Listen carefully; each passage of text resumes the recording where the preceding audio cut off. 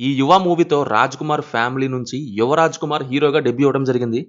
Exactly like 'Akhil' అనే మూవీతో debut ఇచ్చినట్టు. ఈ కన్నడ మూవీ తెలుగులో ప్రైమ్ వీడియోలో స్ట్రీమ్ అవుతుంది. ఇక ఇది ఎలా ఉంది అనే విషయానికొస్తే ఈ 'యువ' సినిమాలో ఎలాంటి ఎవ్వరం లేదండి. ఇంకా క్లియర్‌గా చెప్పాలంటే లాంచింగ్ ప్యాడ్ బొక్క ఫీల్స్. నా ఉద్దేశంలో మన 'అఖిల్' లాగే రీ లాంచ్‌లు పడుతూనే ఉంటాయేమో అనిపిస్తుంది ఈ హీరోకి కూడా. సినిమాలో గ్యాప్స్ వారీగా పెట్టిన 2, 3 ఫైట్‌ల వరకు పర్లేదు. ఇక రెస్ట్ ఆఫ్ ద మూవీ అంతా సినిమా ఎలా ఉంటది అంటే హీరో అటు ఇటు వాక్ చేస్తాడు. లేకుంటే ఒకడిని కొడతాడు. లేకుంటే బైకేసుకొని ఎళ్తాడు. లేకుంటే ఎక్స్‌ప్రెషన్ ఇవ్వకపోతే నేనేదో లైఫ్‌లో కోల్పోయాను అందరూ అనుకోవాలని తెలియనట్టు యాక్ట్ చేద్దామన్నట్టు ఉంటాడు.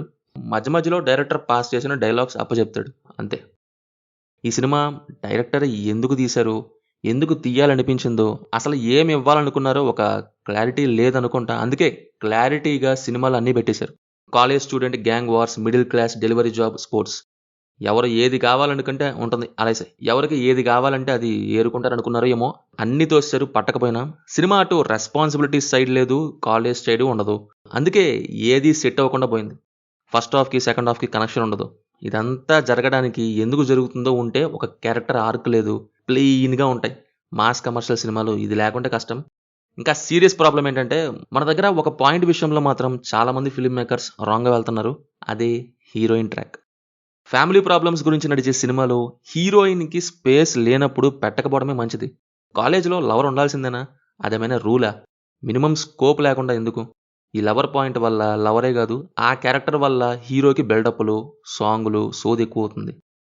పర్ఫార్మెన్సెస్ గనక చూస్తే 'యువ' ఎక్కడన్నా ఎక్స్‌ప్రెషన్ ఇస్తారేమో అని వెయిట్ చేస్తూ ఉన్నా అంతలో సినిమా అయిపోయింది. ఏదో ఊపిరి బిగపట్టినట్టు యాక్ట్ చేశారు. ఫైట్స్ చేశారు. బట్ యాక్టింగ్ మాత్రం ఇస్త్రీ చేశారు. ఒక్కటంటే ఒక్క ఎక్స్‌ప్రెషన్ కూడా లేదు. అట్‌లీస్ట్ సాంగ్ టైమ్‌లో కూడా లేదు. డ్రామా అన్నప్పుడు ఇవి మినిమమ్ గదా!